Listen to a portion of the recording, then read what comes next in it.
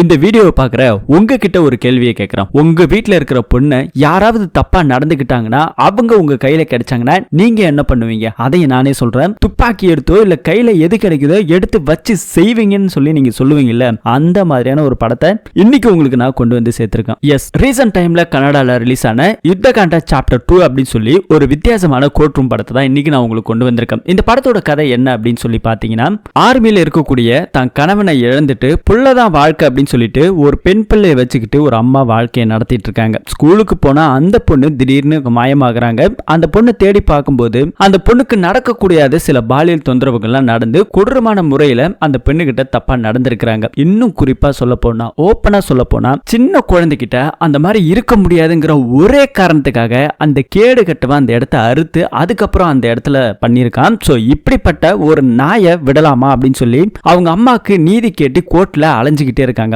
ஆனா சரியான நீதி கிடைக்காத ஒரே காரணத்துக்காக துப்பாக்கி எடுத்து அவன் நெத்தி போட்டுல நச்சு நச்சு நச்சுன்னு 3 டைம் சுட்டு கொலை பண்றாங்க.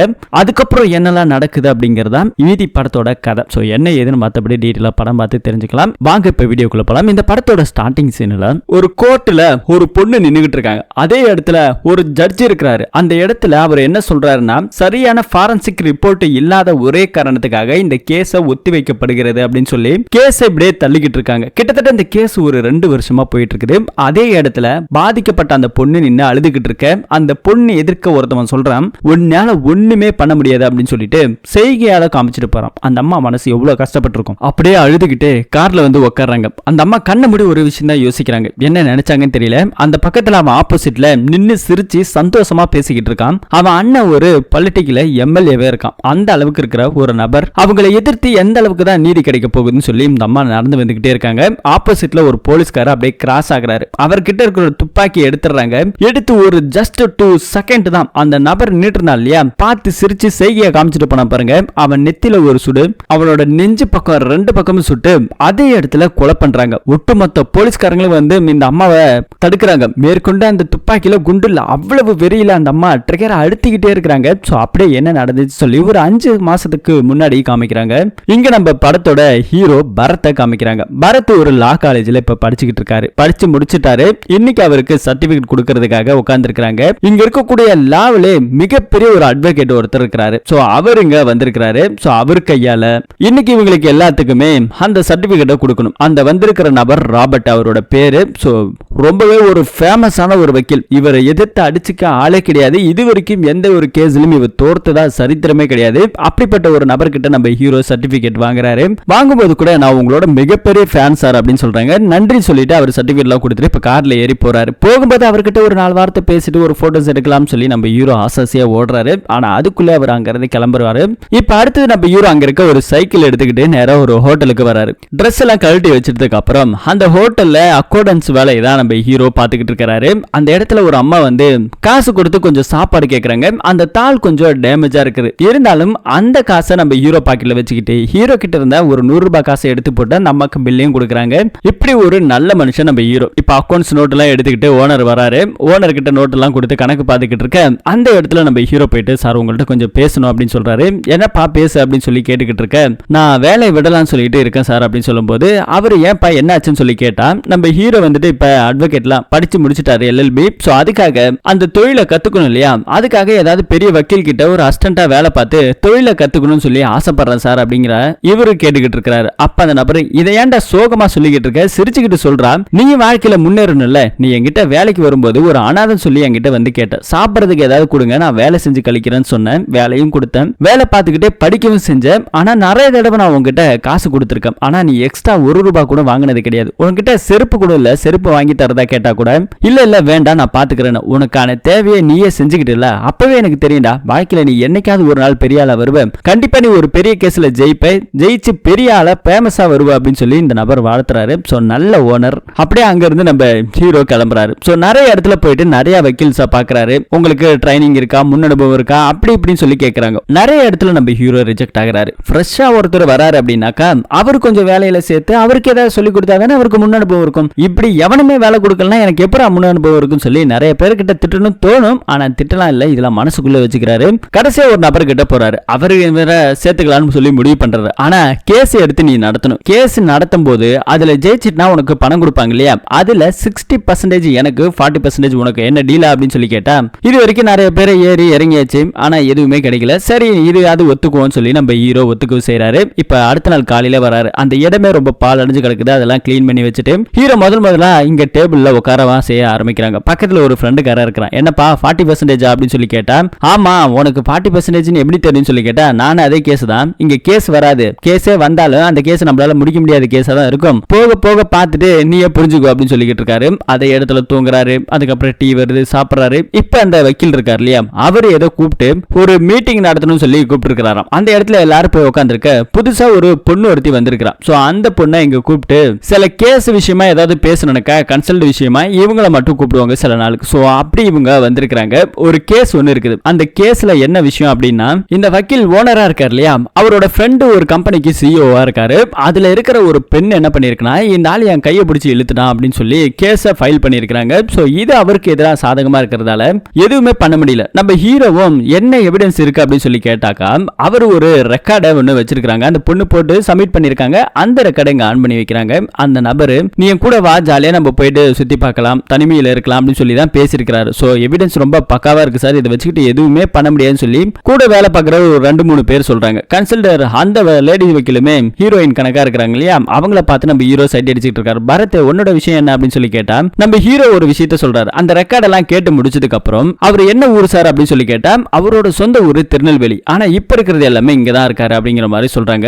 அப்ப திருநெல்வேலி பாஷால அவர் பேசல, அந்த மாதிரி கொஞ்சம் பேசுறாரு, இந்த மாதிரி கொஞ்சம் பேசுறாரு, அப்படியும் பேசுறாரு, இப்படியும் பேசுறாரு. ஒரு நபர் ஒரு மாதிரியே பேசல. சோ இது ஒரு ஏஐ தொழில்நுட்பத்து மூலமா உருவாக்கப்பட்ட ஒரு பக்காவான மிமிக்ரி சார் அப்படின்னு சொல்லி நம்ம ஹீரோ சொல்றாரு. இது நல்ல பாயிண்டா இருக்கு அப்படின்னு சொல்லி எல்லாருமே ஏத்துக்கிறாங்க. ஆனா இந்த கேஸ் நம்ம ஹீரோ கையில கொடுப்பாங்கன்னு பார்த்தா ஹீரோ கையில கொடுக்கல. பக்கத்துல உட்கார்ந்திருக்க ஒரு ஃப்ரெண்டுக்காரர் இருக்கான், அவன் கையில கொடுத்து நாளைக்கு இந்த பாயிண்ட வச்சு தான் நீ இந்த கேஸை முடிக்கிற, பரத் நீ ரொம்பவே கரெக்டா ஒரு ஐடியா கொடுத்திருக்க அப்படின்னு சொல்லி நம்ம ஹீரோவை பாராட்டி மட்டும் அனுப்பி விட்டுறாரு. டேபிள் உட்காந்துட்டு பயங்கரமான டென்ஷன்ல இருக்காரு. இப்படி ஒரு ஐடியா கொடுக்கறேன், என்கிட்ட இந்த கேஸை கொடுக்காம சும்மா உட்காந்துருக்க அந்த மக்கு பையன்கிட்ட கேஸை கொடுத்திருக்காரு, நான் என்ன இங்க என்ன ஈ ஓட்டுறதுக்காக வந்திருக்கேன்னு சொல்லி கடுப்பாயி பேசிக்கிட்டு இருக்காரு. யாருகிட்டடா அப்படின்னு சொல்லி கேட்டா, ஒரு டீ கடைக்கார பையன் ஒருத்தன் வந்திருக்கான், அவங்கிட்ட பேசிக்கிட்டு இருக்க.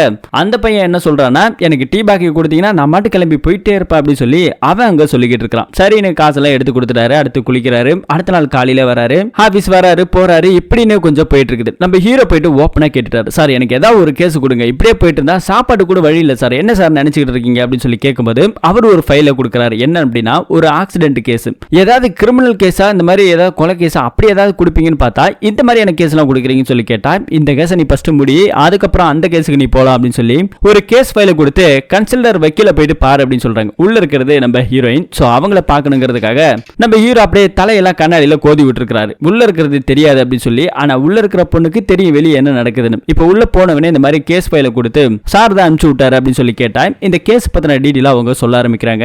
ஒரு கார் வந்துட்டு வேகமா போயிருக்குது. சோ அந்த காரு திடீர்னு பின்னாடி வந்த காரு இடிச்சிருச்சான். சோ இதனால இன்சூரன்ஸ் பணம் கேட்டு அந்த ஆளு கோர்ட்ல கேஸ் போட்டிருக்கான். சோ இப்படி ஒரு பிரச்சனை இருக்கும்போது அந்த பணத்தை கொடுக்க முடியாத அந்த நபர் ரொம்பவே கஷ்டப்பட்டு இருக்காரு. சோ கொஞ்சம் பணம் கொடுத்திருக்காரு, ஆனா மேற்கொண்டு இன்னும் கொஞ்சம் பணம் கட்ட சொல்லி பிரஷர் பண்ணதால அவரால் அது சரியா செய்ய முடியல. அதனால அவரோட காரை சீஸ் பண்ணி போலீஸ் ஸ்டேஷன்ல வச்சிருக்காங்க. சோ இப்ப அந்த காரை எடுக்க முடியாம அவர் ரொம்ப கஷ்டப்படுறாரு. இந்த கேஸ் டீடைல் இதுதான். இன்னொரு குறிப்பான விஷயம், இந்த மாதிரியான கேஸ்லாம் அந்த வக்கீல அசரவே மாட்டாரு. நீ இதுல டேலண்டா நீ குறிப்பா பாயிண்ட் வச்சு பேசினா மட்டும்தான் இந்த கேஸை தள்ளதான் முடியுமே தவிர முடிக்க முடியாது அப்படின்னு சொல்லி நம்ம ஹீரோயின் சொல்லி அனுப்புறாங்க. சரி நம்ம ஹீரோ என்ன சொல்றாருன்னா, இந்த கேஸை நான் முடிக்கிறேன், முடிச்சா என் கூட டீ சாப்பிட வரியான்னு சொல்லி கேட்கறாங்க. சரின்னு அவங்களும் ஒத்துக்கிறாங்க. அடுத்த சீனு கோர்ட்ல காமிக்கிறாங்க.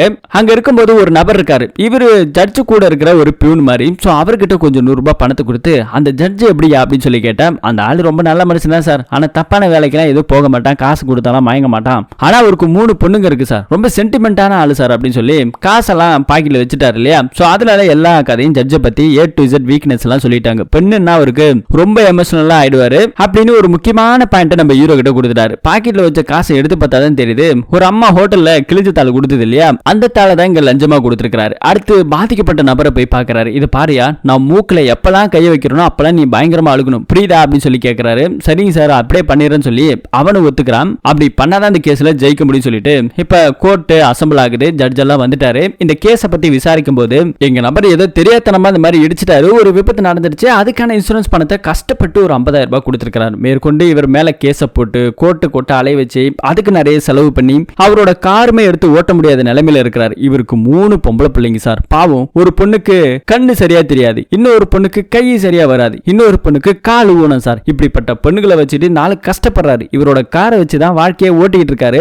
அப்படிப்பட்ட காரை இன்னைக்கு போலீஸ் ஸ்டேஷன்ல இருக்குது. எப்படி இவரால் பணம் கட்ட முடியும் சொல்லும்போது இதே சென்டிமெண்ட் தான் அந்த ஜட்ஜ் ஐயா வீட்லயும் நடக்கும். உனக்கு 3 பெண்ணுங்களையா அப்படின்னு சொல்லி அவரே கண்கலங்க ஆரம்பிச்சார். ஆப்போசிட்ல இருக்கிறவன் ரியல் எஸ்டேட் பண்றானா, உங்ககிட்ட தான் நிறைய பணம் இருக்கு இல்லையா, நீ இவனுக்கு செஞ்சா என்ன, நீயே கொஞ்சம் 1 லட்சம் ரூபாய் கொடுத்து அவனோட கார்ல வெளியே எடுத்து சரி பண்ணி கொடுத்துரு அப்படின்னு சொல்லி தீர்ப்பு இப்படி கொடுத்துட்டாரு. இந்த கேஸ்ல நம்ம ஹீரோ ஜெயிச்சிட்டாரு. எல்லாரும் பாராட்டுறாங்க நம்ம ஹீரோவை. என்னடா இது அசால்ட்டா ஜெயிச்சிட்டானே அப்படின்னு சொல்லி. இப்ப அடுத்தது அந்த பொண்ணு சொன்ன மாதிரியே காஃபி குடிக்க கூட்டு போறாங்க. 2 பேரும் காஃபி எல்லாம் குடிச்சுக்கிட்டு இருக்காங்க.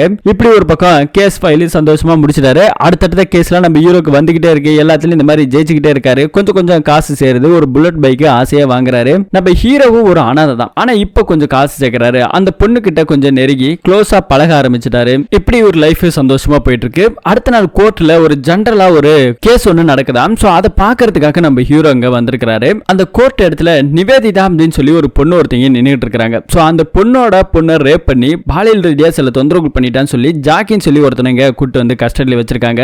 சோ அவன் தான் இது எல்லாத்தையும் பண்ண அப்படிங்கிற மாதிரி ஒரு வழக்கு ஒன்று தொடர்ந்து இருக்காங்க இந்த அம்மா. சோ ஆப்போசிட்ல இருக்கிற வக்கீல் என்ன சொல்றாருன்னா, என்னோட தரப்பினரோட அண்ணன் ஊர்ல ஒரு பெரிய எம்எல்ஏ, சோ அவரோட பேரை கெடுக்கணுங்கிறதுக்காக அவங்க தம்பி மேல இப்படி ஒரு பட்டத்தை கட்டி இருக்காங்க. சோ அது முற்றிலும் போய் நீங்க வேணா ஃபாரன்சிக்கலி கேளுங்க, ஃபிங்கர் பிரிண்ட், டிஎன்ஏ டெஸ்ட் எல்லாத்தையும் எடுங்க.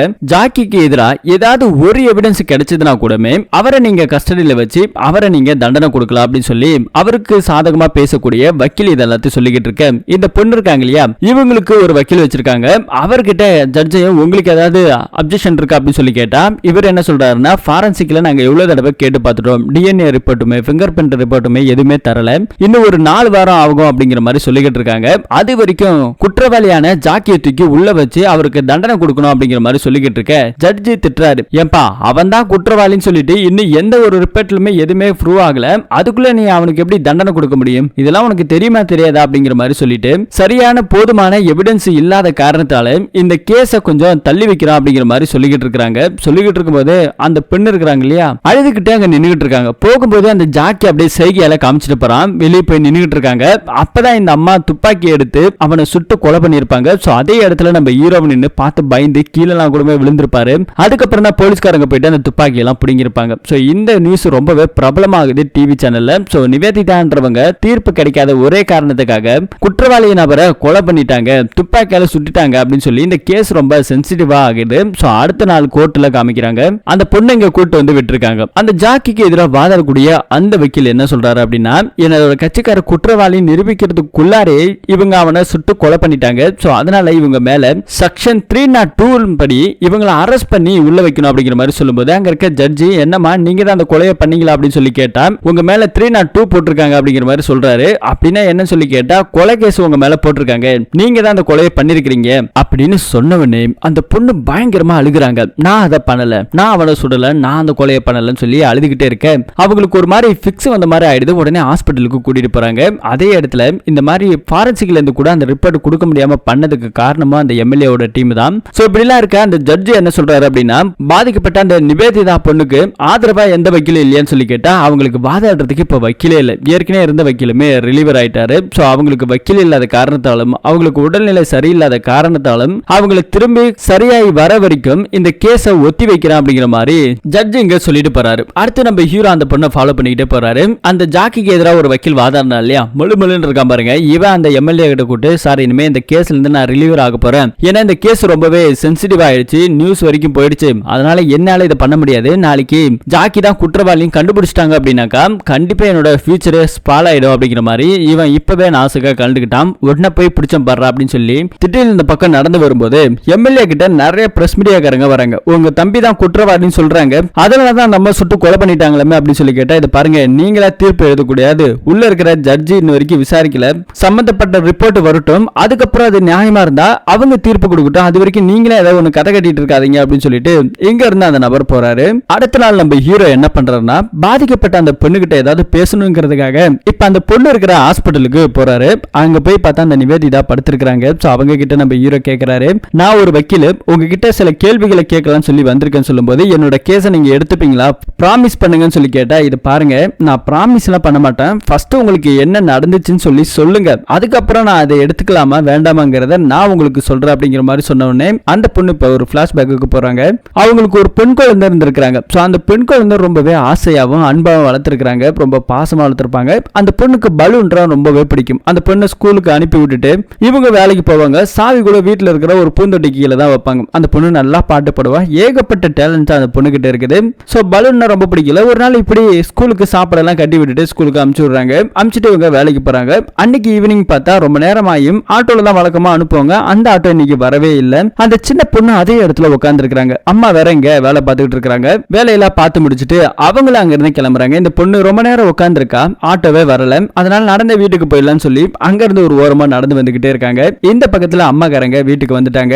கதவை தட்டினா கதவு லாக் ஆகியே இருக்குது. இது வரைக்கும் பொண்ணு வீட்டுக்கு வரல அப்படிங்கறத கண்டுபிடிச்சிடுறாங்க. வரும்போது ஆசையா குழந்தைக்கு பலூன் கூட வாங்கிட்டு வந்திருக்காங்க. அங்க இருக்கிற பூந்தொட்டியில பார்த்தா சாவி இன்னுமே அங்கேதான் இருக்கு. இப்பதான் இவங்களுக்கு புரிய ஆரம்பிக்குது இன்னும் பொண்ணு வீட்டுக்கு வரல அப்படின்னு சொல்லிட்டு இவங்களோட ரெகுலர் ஆட்டோ டிரைவர் கிட்ட போன் பண்ணி கேட்டா, ஏன் மேடம் இன்னைக்கு தான் நான் வரமாட்டேன் சொல்லி குரூப்ல மெசேஜ் போட்டிருக்கேன் பார்க்கலையான்னு சொல்லி கேட்டா, சாரி நான் ஒர்க் டென்ஷன்ல பார்க்கல அப்படின்னு சொல்லிட்டு பார்த்தாதான் குரூப்ல வர முடியாதுன்னு போட்டிருக்காங்க. சரின்னு ஸ்கூலுக்கு போலான்னு சொல்லி முடிவு பண்றாங்க. இந்த பக்கத்துல ஒருத்தனை காமிக்கிறாங்க. அந்த ஜாக்கியை காமிக்கிறாங்க. அவன் காருக்குள்ள உட்காந்துக்கிட்டு கொக்கைனை எடுத்துக்கிட்டு இருந்திருக்கான். அந்த வழியா தான் இந்த சின்ன பொண்ணு போயிருக்கான். அந்த சின்ன பொண்ணு கிட்ட இறங்கி போய் ஹாய் பாப்பா எப்படி இருக்கு அப்படின்னு சொல்லி கேட்டா, அந்த பொண்ணு முன்ன பின்ன தெரியாதவங்க கிட்ட பேசக்கூடாதுன்னு சொல்லி எங்க அம்மா சொல்லிருக்காங்க. நான் கிளம்புறேன் அப்படின்னு சொல்லி அந்த பொண்ணு அங்க இருந்து போலான்னு பாக்குறா. ஒரு நிமிஷம் இல்ல, நான் ஒரு மெக்கானிக் இந்த இடத்துல தான் வேலை பார்க்கறேன். உங்க வீடு எங்க இருக்கா அப்படிங்கிற மாதிரி பேசும்போது பேரெல்லாம் சொல்லி ஷேர் பண்ணிக்கிறாங்க. இப்ப என்ன தெரியும் இல்ல இப்ப பேச சொல்லும்போது அதே இடத்துல பின்னாடி ஒரு பலூன் காரை வித்துக்கிட்டு போறான். இந்த குழந்தைக்கு தான் பலூன் ரொம்ப பிடிக்கும் இல்லையா, ஹை பலூன் பலூன் அப்படின்னு சொல்லிக்கிட்டு இருக்க அந்த பையன் என்ன பண்றான், ஜாக்கி நான் உனக்கு பலூன் வாங்கி தரேன் வான்னு சொல்லி அந்த நபர்கிட்ட போயிட்டு பலூன் எல்லாம் வாங்குறாரு கடைக்காரர்கிட்ட.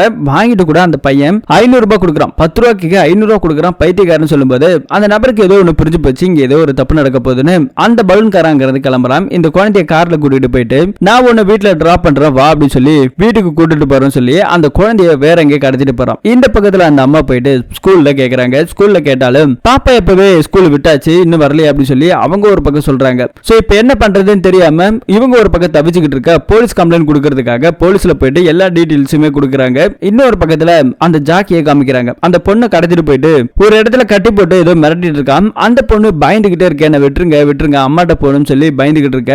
இந்த பக்கத்துல கேஸ் எல்லாம் கொடுத்தாங்க இல்லையா, கண்டிப்பா நாங்க கண்டுபிடிச்சு கொடுக்குறோம் நீங்க கிளம்புங்க அப்படிங்கிற மாதிரி சொல்லிடுறாங்க. வீட்டுல வந்து அந்த அம்மாக்கு நிம்மதியா தூக்கல. கனவுல கூடமே ஏதோ அவங்க குழந்தைய வெறி நாய் கடிக்கிற மாதிரி தான் தெரியுது. சோ இதனால பயந்து பயந்து ஏந்திருக்காங்க. அப்பதான் அவங்களோட ஹஸ்பண்ட் மிலிட்டரியில இறந்து போன விஷயமே நமக்கு இங்க போட்டோவா காமிக்கிறாங்க.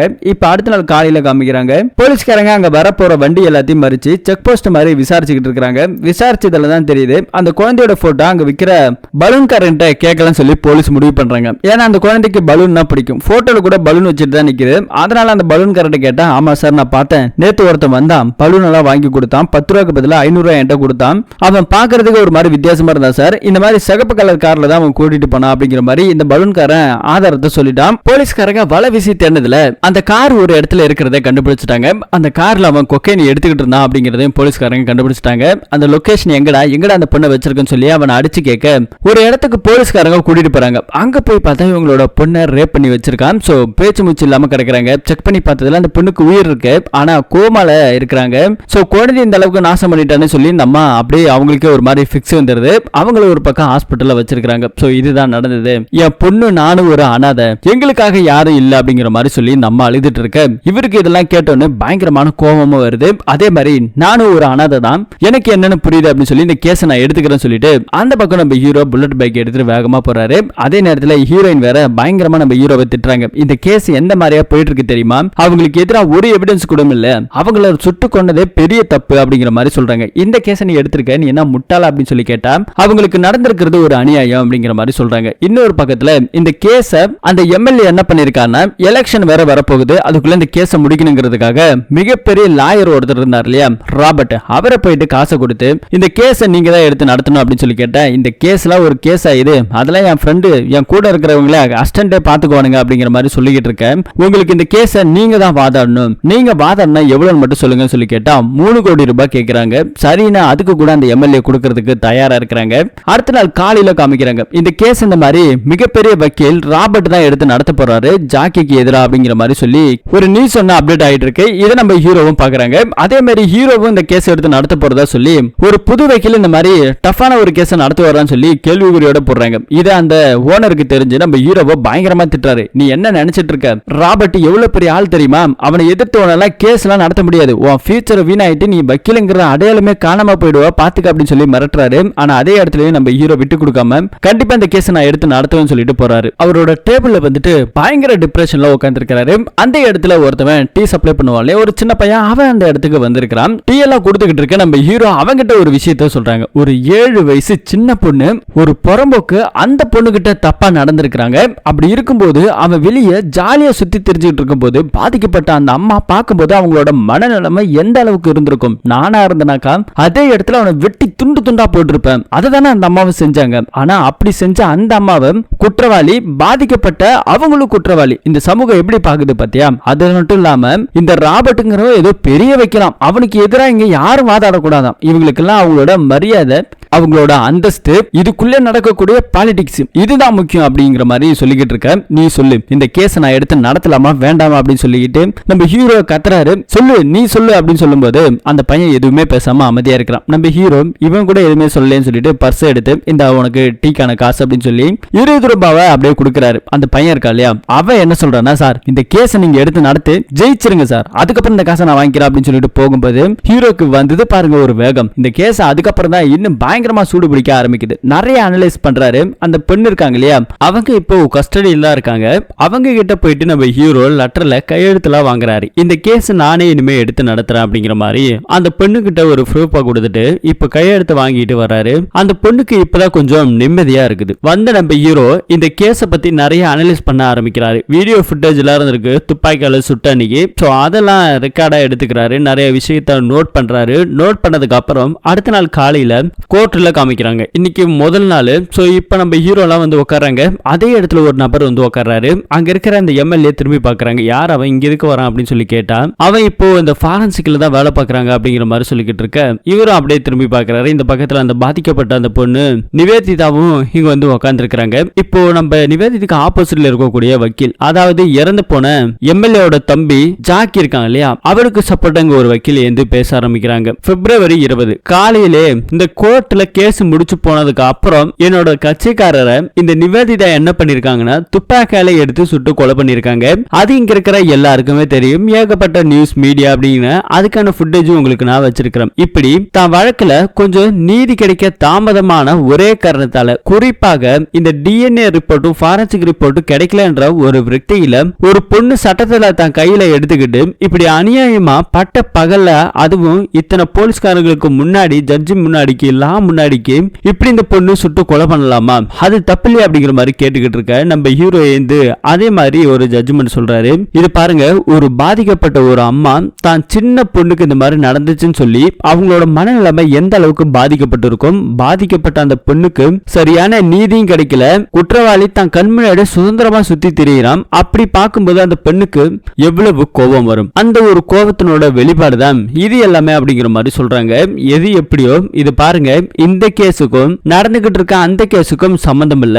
சோ குற்றம் என்ன அப்படின்னாக்கா அவங்களோட பொண்ணை என்னோட கட்சிக்காரர் ரேப் பண்ணிட்டாரு அப்படிங்கிறது. அதுக்கான ப்ரூவ் இன்னும் வரவே இல்லை. அதை ப்ரூவ் பண்றதுக்குள்ள இவங்க எப்படி கொலை பண்ணலாம், என்னோட கட்சிக்காரரை குற்றவாளிங்கிறதே தப்பு, அது இல்லாம எப்படி சுட்டு கொலை பண்ணலாம் அப்படிங்கிற மாதிரி இவங்க ஒரு ஜட்ஜ்மெண்ட் சொல்றாங்க. நீங்க தேவையில்லாம இந்த கேஸோட அந்த கேஸை ஒப்பிட்டு சென்டிமெண்ட் ஆக்கி கேஸை திசை திருப்பாதீங்க அப்படின்னு இங்க இருக்க வக்கீல் பேசிக்கிட்டு இருக்கிறாரு. அதே மாதிரி குற்றவாளிய இது வரைக்கும் குற்றவாளி கூண்டுல நிக்க வைக்காம கேட்கறது ரொம்ப தப்புன்னு சொல்லி குற்றவாளி கூண்டுல நம்ம பொண்ணை நிக்க வைக்கிறாங்க நிவேதிதா. அவங்க கிட்ட போயிட்டு நம்ம ராபர்ட் வக்கீல் விசாரிக்க ஆரம்பிக்கிறாங்க. இந்த மாதிரி நீங்க அவங்கள சுட்டு கொன்னீங்களே, ஏன் கொன்னீங்க, எதுக்காக கொன்னீங்க அப்படின்னு சொல்லும்போது நீதி கிடைக்கலன்னு தெரிஞ்ச கொன்னுட்டீங்களா அப்படின்னு சொல்லி கேட்கும்போது ஒரு கட்டத்துல ஆமா அப்படிங்கிற மாதிரி சொல்லிடுறாங்க. எவ்வளவு நாள் நீதிக்காக நாங்க காத்துக்கிட்டு இருக்கிறதுன்னு சொல்லி அந்த பொண்ணு சொன்னவனே, இத பாருங்க, நோட் பண்ணிக்கங்க யுவரானர். இந்த பொண்ணு என்ன சொல்றா அப்படின்னா, நீதி கொடுக்க டைம் ஆனது, அதனாலதான் நான் கொலை பண்ணங்கிற மாதிரி தானே சொல்ல வராங்க. அப்பனா இது ப்ரீ பிளான்ட் மர்டர் அப்படிங்கிற மாதிரி சொல்லிட்டு இது 302 செக்ஷன்ல தான் வரும் அப்படிங்கிற மாதிரி சொல்லி அங்க இருக்கிற வக்கீல் சொல்றாரு. இப்ப நம்ம ஹீரோ இருக்கார் இல்லையா, அவர் ஏஞ்சு என்ன சொல்றாரு அப்படின்னா, இது பாருங்க, இது ப்ரீ பிளான்ட் மர்டர் கிடையாது. அப்படியே அவங்க கொலை பண்ணணுங்கிற மோட்டிவ் இருந்திருந்தாங்க அப்படின்னாக்கா தேவையில்லாம கண்ணை அங்க இருக்கிற நடந்து போன எஸ்ஐ பாக்கெட்ல இருந்து எடுத்துருக்க கூடாது. அவங்க வெளியே இருந்து வாங்கிட்டு வந்திருப்பாங்க. அப்படி பார்த்தாக்கா அவங்க அந்த மாதிரி எதுவுமே செய்யல, எதர்ச்சியா நடந்ததுதான் இது. அவங்க கிட்ட நான் சில கொஸ்டின்ஸை கேட்கணும் அப்படிங்கிற மாதிரி சொல்லிட்டு அங்க வந்து நிக்கிறாரு. அங்க வந்து நின்னு உங்களுக்கும் ஜாக்கிக்கு இதுக்கு முன்னாடி ஏதாவது முன்பாக இருக்குதா அப்படின்னு சொல்லி கேட்டா அந்த மாதிரி எதுவுமே இல்ல. உங்க மேல ஏதாவது வழக்கு இருக்குதா அப்படின்னு சொல்லி கேட்டா அது அதுவுமே எதுவுமே கிடையாது. இப்படி கடந்த சில வருஷங்களா இல்ல, ஆரம்பத்துல இருந்து இவங்க மேல எந்த ஒரு வழக்கமே இல்ல. இவங்க ஜாக்கிக்கு 2 பேத்துக்கும் இருக்கிற எந்த ஒரு மோதலுமே கிடையாது. அப்படி இருக்கிறவங்க எப்படி இதை செய்வாங்க, அப்படி செய்யறதுக்கான காரணம் என்ன அப்படின்னு இதுக்கு பின்னாடி இருக்கக்கூடிய விஷயங்களை தான் இதை விசாரிக்கணுமே தவிர இவங்க மேல ப்ரீ பிளான் மர்டர் கேஸ்ல செக்ஷன் 302 படி இவங்களை கொலைகாரங்க அப்படிங்கிற மாதிரி ஜட்ஜ்மெண்ட் பண்ணக்கூடாது, இதை தீர விசாரிக்கணும் அப்படிங்கிற மாதிரி சொல்லி நம்ம ஹீரோ சொன்னவனே இந்த கேஸ அடுத்த இயரிங்க்கு தள்ளி போடுறாங்க. அங்கிருந்து வெளி வரும்போது நம்ம ராபர்ட் இருக்காரு இல்லையா, அவர்கிட்ட மீடியாக்காரங்க சில கொஸ்டின்ஸ் கேக்குறாங்க. என்ன சார் கேஸ் அவங்களுக்கு சாதகமா நடந்துகிட்டு இருக்காமே, நீங்க அதை பத்தி என்ன நினைக்கிறீங்கன்னு சொல்லி கேட்டா, இந்த கேஸ்ல எது போகுது எது வருது அப்படிங்கிறது முக்கியம் இல்ல, கண்டிப்பா இந்த கேஸை நான் ஜெயிப்பேன், இதுக்கு தக்க தண்டனையா அந்த பொண்ணுக்கு நான் வாங்கி கொடுப்பேன் அப்படிங்கிற மாதிரி சொல்லிட்டு இங்க இருந்து இவரு கிளம்பி போறாரு. அடுத்து நம்ம ஹீரோ வீட்டுல துணியை துவைச்சிட்டு இருக்காரு. பனியனோட இந்த மீடியாக்காரங்க கூப்பிட்டு இந்த கேஸை பத்தின அப்டேட் என்ன, உங்களுக்கு சாதகமான போயிட்டு இருக்குது அப்படின்னு சொல்லி கேட்டா, இந்த கேஸை பத்தி நான் எதுவுமே கோர்ட்ல தான் பேசுவேன், இங்க பேச மாட்டேன்னு சொல்லும்போது, அப்படிலாம் சொல்லக்கூடாது சார், ஏதாவது ஒண்ணு சொல்லுங்கன்னு சொல்லி கேட்டா, ஒண்ணு மட்டும் சொல்லிக்கிறேன் நல்லா கேளுங்க, தான் பெண்ணுக்கு நீதி கேட்டு அலைக்கூடிய ஒரு கண்ணீரோட தெரிகிற ஒரு அம்மாவோட கண்ணீருக்கும் இந்த கேஸுக்கும் இடையே நடக்கக்கூடிய ஒரு சாதாரண கேஸ் கிடையாது, இது ஒரு யுத்த காண்ட கேஸ் அப்படிங்கிற மாதிரி சொல்லிட்டு அங்கிருந்து இவரு கிளம்புறாரு. அடுத்த நாள் அந்த வீடியோவை காமிக்கிறாரு நம்ம ஹீரோ. நீங்க துப்பாக்கியால சுட்டீங்கல்ல, அப்ப துப்பாக்கியில குண்டு இல்லைன்னு உங்களுக்கு தெரிஞ்சும் நீங்க ட்ரிகரை அழுத்திக்கிட்டே இருக்கீங்களே, எதனால, அது எதுக்காக அப்படி பண்ணீங்க அப்படின்னு சொல்லி கேட்டா, அந்த நிவேதிதாக்கு அப்படி ஒரு விஷயம் நடந்த மாதிரியே தெரியல, என்ன சொல்றீங்க நீங்க தானே சுட்டீங்க அப்படின்னு சொல்லி வீடியோவோட காமிச்சா, இல்ல இல்ல அந்த கோர்ட்ல இருந்து நான் வெளியே வந்து காருக்குள்ள உட்கார்ந்த வரைக்கும் தான் எனக்கு ஞாபகம் இருக்கு, நான் அழுதுகிட்டே இருந்தேன், அதுக்கப்புறம் என்ன நடந்தது என்ன ஆச்சு அப்படிங்கிற விஷயமே எனக்கு தெரியல, நான் ஹாஸ்பிட்டல் இருக்கும் போது எனக்கு தெரிஞ்சது அப்படிங்கிற மாதிரி சொன்னவனே இவருக்கு ஒரு மாதிரி ஷாக் ஆகுது. இந்த விஷயத்தை ஏன் என்கிட்ட சொல்லலன்னு கேட்டா, நீங்க இது வரைக்கும் கேட்கவே இல்லை அப்படிங்கிற மாதிரி சொல்லிட்டு அடுத்தது ஒரு டாக்டரை போயிட்டு பாக்குறாங்க. அவங்க ஒரு நியூராலஜி டாக்டர். அவங்க கிட்ட இந்த மாதிரி விஷயத்தை சொல்லி கேட்டா, டிப்ரெஷன்ல ஒரு மனுஷங்க இருக்கும்போது அவங்களுக்கு இந்த மாதிரி நடக்கிறது வழக்கம், அதுவும் ஷார்ட் பீரியட்ல ரொம்ப டிப்ரெஷன் அதிகமா இருக்கவங்களுக்கு கூட நடக்கக்கூடிய ஒரு விஷயம் தான் இது, சைக்காட்டிக் பிரேக் அப்படிங்கிற மாதிரி சொல்லுவாங்க. சோ நீங்க சொல்றத வச்சு பார்க்கும்போது நிவேதிதாக்கு சைக்காட்டிக் பிரேக் நடந்ததுக்கான வாய்ப்பு நிறையவே இருக்கு அப்படிங்கிற மாதிரி சொல்றாங்க. அந்த மாதிரி நடக்கும்போது தான் ஒரு செயலை செஞ்சுக்கிட்டு இருக்கும்போது அது நம்ம தான் செய்யறோமாங்கிறத மறந்து செய்யக்கூடிய செயல் தான் அது அப்படிங்கிற மாதிரி சொல்றாங்க. இதை நீங்க கோர்ட்ல வந்து சொல்ல முடியுமா சொல்லி கேட்டா, கண்டிப்பா இதை நான் சொல்றேன், இது மாதிரி நிறைய பேருக்கு நடந்திருக்கு அப்படிங்கிற மாதிரி இந்த டாக்டர் சொல்றாங்க. அங்கிருந்து நம்ம ஹீரோ சந்தோஷமா வெளியே வராரு. ஆனா நம்ம ஹீரோவை யாரோ ஒருத்தவன் ஃபாலோ பண்ற மாதிரி தெரியுது. அடுத்த நாள் காலையில கோர்ட்ல காமிக்கிறாங்க.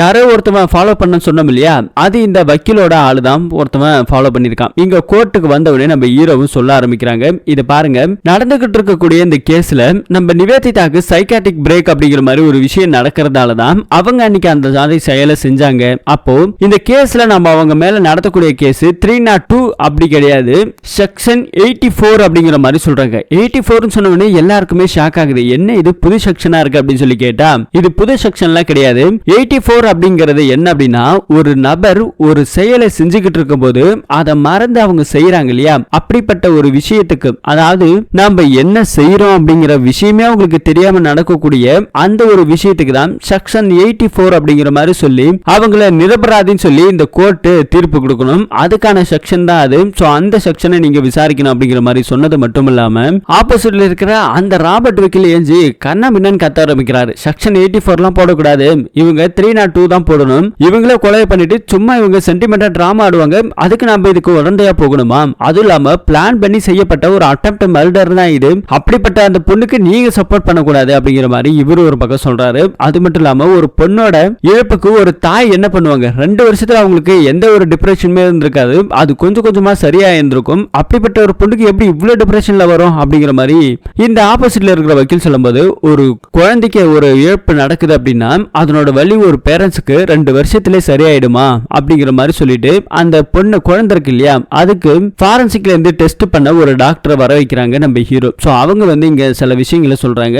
ஒரு 15 வருஷத்துக்கு மன முன்னனுபவம் அவங்களுக்கும் இருக்குது. சோ அவங்க என்ன நடந்துச்சு அப்படிங்கிற மாதிரி சொல்றாங்க. பாதிக்கப்பட்ட அந்த பொண்ணை முதல் முறையா போய் செக் பண்ணி அதுக்கான ட்ரீட்மெண்ட் கொடுத்தது இந்த டாக்டர் தான். இவங்க என்ன சொல்றாங்கன்னா, அந்த பொண்ணுக்கு நிறைய ரத்த போக்கு இருந்தது, இன்னும் ஒரு முக்கியமான விஷயம் இருக்குது, ஆனா அது இப்படி பப்ளிக்ல சொல்றதுக்கு என்னால முடியாது அப்படிங்கிற மாதிரி சொல்லும்போது நம்ம ஹீரோ, எதுவா இருந்தாலும் கோர்ட்ல உண்மையை எல்லாரும் முன்னாடி சொல்லிதான் ஆகணும், நீங்க அதனால ஒன்னும் மறைக்க வேண்டாம் சொல்லுங்கன்னு சொல்லி கேட்கும்போது தான் அந்த பாதிக்கப்பட்ட குழந்தை இருக்கு இல்லையா, அந்த குழந்தைகிட்ட குற்றம் செய்யப்பட்ட அந்த நபர் அந்த பெண்ணோட ஜெனிடைல்ஸை கட் பண்ணி விட்டுருக்கான் அப்படிங்கிற மாதிரி சொல்றாங்க. அதாவது மனித பிறப்புறுப்பை அறுத்திருக்கிறான் அப்படிங்கிற விஷயத்தை சொன்னவனே அந்த தாய் இருக்காங்க இல்லையா, அவங்க பயங்கரமா அழுக ஆரம்பிக்கிறாங்க. அவங்க ஒரு மாதிரி அழுகுறாங்க, என் பொண்ணுக்கு அப்படி நடந்திருக்காது, நடந்திருக்காது நடந்திருக்காதுன்னு கத்துறாங்க கதறாங்க, ஒரு மாதிரி தேம்பல் வருது. அந்த ஜாக்கி தான் இது எல்லாத்தையும் பண்ணான், அவன் மட்டும் என் கையில கிடைச்சான் அப்படின்னாக்கா அவனை துண்டு துண்டா கண்ட துண்டமா வெட்டுவேன் குத்துவேன் அப்படிங்கிற மாதிரி சொல்லும்போது அதையும் அங்க இருக்கிற ஜட்ஜி பாக்குறாரு. கொஞ்ச நேரத்துல அந்த அம்மாக்கு மயக்க வர மாதிரி இருக்குது. அதுக்கப்புறம் அந்த அம்மா ஓகேவா அப்படின்னு சொல்லி கேட்டா, நான் என்ன பண்றேன், நான் எதுவுமே பண்ணல, நான் ஓகே தான் அப்படிங்கிற மாதிரி சொல்றாங்க.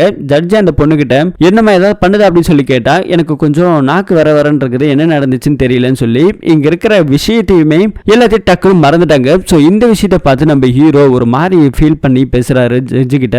ஆசையா வளர்த்த தம் பிள்ளைக்கு இந்த மாதிரி நடக்குது அப்படின்னா ஒரு தாய் 2 வருஷத்துல எல்லாத்தையும் மறந்துடுவாங்கல்ல, உங்களுக்கு அப்படிதான் தோணுதா சார் அப்படின்னு சொல்லி ஜட்ஜி கிட்ட கேட்டா அவர்கிட்ட எந்த பதிலுமே இல்ல, அப்படியே தலை குனிறாரு. அதுவும் இல்லாம பாதிக்கப்பட்ட அந்த நிவேதிதாக்கு சைக்காட்டிக் பிரேக்னாலதான் அவங்க அந்த மாதிரி துப்பாக்கி எடுத்து சுட்டாங்க அப்படிங்கிற மாதிரி நான் சொன்னேன் இல்லையா, அதுவுமே சயின்டிபிக் ப்ரூவ் பண்றதுக்காக ஒரு டாக்டர் நான் கன்சல்ட் பண்ணேன், அதுக்கான விஷயங்களை அவங்களே வந்து சொல்லுவாங்க சொல்லி அந்த நம்ம ஹீரோ போயிட்டு பேசி வச்சார் இல்லையா, அந்த டாக்டர்கிட்ட கேக்குறாங்க. ஆனா அந்த டாக்டர் இப்ப டப்புன்னு பிளேட்டை மாத்திருச்சு, அப்படிலாம் ஒண்ணும் கிடையாது, அந்த மாதிரி நடக்கும், ஆனா அது இந்த பொண்ணுக்கு நடக்கல, இந்த பொண்ணுக்கு அந்த மாதிரி எதுவும் செய்யல அப்படிங்கிற மாதிரி சொன்னவனே இவருக்கு ஒன்னும் புரியல. ஆனா நம்ம ஹீரோ இவ்வளவு தூரம் சமாளிக்க ஆரம்பிக்கிறாரு. இல்ல சார், இந்த கிளைண்ட் கிட்ட நான் டைரக்டா போய் பேசினேன், இவங்க தான் அந்த விஷயத்தெல்லாம் சொன்னாங்க, இவங்களை யாரோ மிரட்டி இருக்காங்க, அதனால இந்த பொண்ணு இந்த மாதிரி சொல்றாங்க, இந்த டாக்டர் சொல்றாங்க அப்படிங்கிற மாதிரி இவர் சொல்லிக்கிட்டு இருக்க, ஆப்போசிட்ல அந்த எம்எல்ஏவும் அவனோட ஆளுமே அப்படியே ஒரு மாதிரி சிரிச்சுக்கிட்டு இருக்கானுங்க. சோ அவங்க தான் இவங்களை ஏதோ மிரட்டி இருக்காங்க. அதுக்கப்புறம் நம்ம ஆப்போசிட்ல இருக்கிற ராபர்ட் வக்கீல் என்ன சொல்றாருன்னா, இந்த மாதிரி நல்லா கதை கட்டுறதுக்கு தான் இவங்க ஆளுங்க, சோ இது எல்லாமே அவங்களுக்காக நடக்கல, இந்த சைக்காட்டிக் பிரேக் அது இதுன்னு எல்லாமே சொன்னது எல்லாமே நம்ம பரத் தான் சும்மாவே ஒரு கதையை கட்டி விட்டுட்டான் அப்படிங்கிற மாதிரி சொன்னவனே ஆப்போசிட்ல இருக்கிற நம்ம வக்கீல் இருக்காரு இல்லையா ஹீரோ, அவர் என்ன பண்றாருன்னா, இந்த மாதிரி எல்லாம் நடக்கும்னு எனக்கு ஏற்கனவே தெரியும், அதனாலதான் அந்த குழந்தைக்கு டெஸ்ட் பண்ண அந்த பாரன்சிக் டாக்டர் கிட்ட நம்ம நிவேதியாவை விட்டு அவங்களுக்கு இந்த மாதிரி நடந்திருக்கான்னு சொல்லி கேட்டா அதுக்கான பாசிபிள் இருக்குன்னு சொல்லி சர்டிபிகேட்டும் கொடுத்திருக்காங்க. அது மட்டும் இல்லாம இந்த டாக்டர்கிட்ட நம்ம ஹீரோ அன்னைக்கு பேசினார் இல்லையா, அதையுமே போன்ல ரெக்கார்ட் எடுத்து வச்சிருக்காரு. சோ இது எல்லாத்தையுமே ஜட்ஜி கிட்ட போட்டு காமிக்க, அப்ப அந்த பொண்ணு யாரும் மிரட்டி தான் இதெல்லாம் பண்ண வச்சிருக்கீங்க அப்படிங்கிற மாதிரி சொல்லிட்டு அந்த டாக்டர் போய் சொன்னாங்க இல்லையா, அதுக்காக அவங்களுக்கு டாக்டரோட லைசன்ஸை கேன்சல் பண்ணி போமா வீட்டுக்கு அப்படின்னு சொல்லி அனுப்பிச்சு விட்டுறாங்க. இப்ப அந்த மூத்த வக்கீல் இருக்காரு இல்லையா நம்ம ராபர்ட், அவர் எஞ்சி கண்ணா பண்ணு திட்டுறாரு, நீ எப்படி அதெல்லாம் செய்யலாம், எதுவா இருந்தாலும் கோர்ட்டுக்குன்னு ஒரு ப்ரொசீஜர் இருக்கு, அதுபடிதான் நீங்க நடக்கணும், நீங்க மாட்ட இஷ்டத்துக்கு ஜட்ஜ்மெண்ட் கொடுக்குறீங்கன்னு சொல்லும்போது இது என்னோட கோர்ட்டு, நான் தான் நீதிபதி, நான் சொல்றதா நீங்க கேட்கணும் அப்படிங்கிற மாதிரி அவர் ஒரு மாதிரி கத்துறாரு. இந்த மாதிரி சில்லற கேஸ்க்கெல்லாம் நல்லா விசாரிக்க வந்த மாதிரி இது ஏன் தப்பு அப்படிங்கிற மாதிரி ஒரு மாதிரி பதட்டத்தோட அவருக்கு பிபி இருக்கு, அந்த பிபி இப்ப ஹையாவது, ஒழுங்கா பிபி மாத்திரை சாப்பிட்டு மூடிட்டு உட்கார்றா அப்படிங்கிற மாதிரி ரேஞ்சுக்கு நம்ம ஜட்ஜி பேசுறாரு. அவரும் உட்காந்து மாத்திரை எல்லாம் போட்டுட்டு இருக்காரு. இப்ப இந்த கேஸை அடுத்த இயரிக்கு கொஞ்சம் தள்ளி வைக்கிறாங்க. அப்ப போகும்போது அதே ராபர்ட் வக்கீல், ஏன்டா இந்த கேஸை எடுத்தோம், எதுக்காக தொட்டோம் அப்படிங்கிற மாதிரி ஒவ்வொரு நிமிஷமும் நான் மறுத்தப்பட வைப்பேன் அப்படிங்கிற மாதிரி சொல்லும்போது, இந்த மாதிரி சில்லற கேஸ்ல எடுக்க மாட்டேன்னு சொன்னீங்க அப்படின்னு சொல்லும்போது அடுத்த நிமிஷம் பேச்சு மூச்சு இல்லாம அவன் கிளம்பி போறான். இங்க அதே இடத்துல ஒரு பேப்பர் ஒண்ணு விழுகுது, நம்ம ஹீரோயின் கிட்ட எடுத்து கொடுக்குறாரு ஒரு நபர். சோ அவர் ஏதோ பேசணும் அப்படிங்கிற மாதிரி சொல்றாரு, ஆனா காது கொடுத்து கூட நிக்காம போறாரு, ஏன்னா இவர் எம்எல்ஏவோட அடியாளு தான் இவனும், சோ அதனால பேசாம போறாங்க. இப்ப அடுத்து நம்ம ஹீரோயின் இருக்காங்க இல்லையா, அவங்களுக்கு ஒரு டாக்டர் போன் பண்றாங்க, அந்த சின்ன குழந்தைய அவங்களோட ஹாஸ்பிட்டல் வச்சு தான் ட்ரீட்மெண்ட் பார்த்துட்டு இருக்காங்க, ஓரளவுக்கு பணத்தை அந்த அம்மா கொடுத்துருக்காங்க, இப்ப அவங்களோட நிலைமையும் சரியில்லை, அமௌண்ட் ஃபீஸ் கொஞ்சம் பேமெண்ட் பண்ற மாதிரி இருக்குது அப்படிங்கிற மாதிரி இவங்கள்ட்ட சொல்ல, இவங்களோட சேவிங்ஸ் கொஞ்சம் இருக்குதான் கொடுக்குறேன்னு சொல்றாங்க. ஆனா பேலன்ஸ் பணத்துக்கு என்ன பண்றதுன்னு தெரியாம நம்ம ஹீரோ ஆசையா வாங்கினார் இல்லையா புல்லட், அந்த புல்லட்டை நம்ம ஹீரோ வித்துட்டு அந்த காசு எடுத்து மெடிக்கல் செலவுக்காக பண்றாரு. ஆனா இப்ப நம்ம ஹீரோ பழைய மாதிரி சைக்கிள்ல தான் இப்ப போய்கிட்டு இருக்காரு.